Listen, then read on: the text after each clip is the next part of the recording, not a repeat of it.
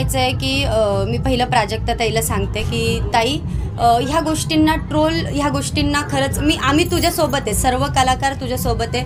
तू ह्या गोष्टींना ट्रोल जरी केलं तरी लक्ष तर खरंच देऊ नको. आणि आज जे तू काही बोलली मी मगाशीच ऐकलं, तर तू जे बोलली ते सगळं बरोबर होतं. आणि आम्ही तुझ्यासोबत आहे सगळं कलाकार. आणि एक कलाकार आहे तर प्लीज मला एक म्हणायचं आहे की कलाकाराला कलाकाराच्या जागेवर राहू द्या. त्याला कुठल्याही नेत्यासोबतच नाही म्हणत मी, कोणाही सोबत प्लीज त्याचं नाव जोडू नका. कारण की कलाकाराचं दुःख हे कलाकारालाच माहिती असतं.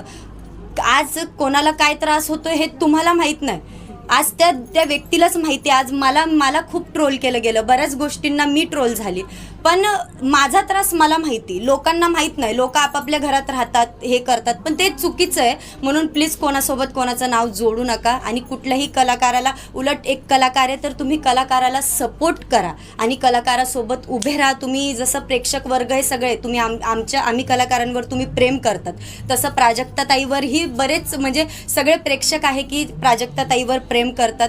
म्हणून ताई तू ह्या गोष्टींकडं, आम्ही सगळे सोबतच आहेत तुझ्या, पण ह्या गोष्टींकडं तू नको लक्ष देऊ. आणि तू अशीच पुढं जा आणि अशी पुढं खूप हसत राहा आणि खूप छान राहा.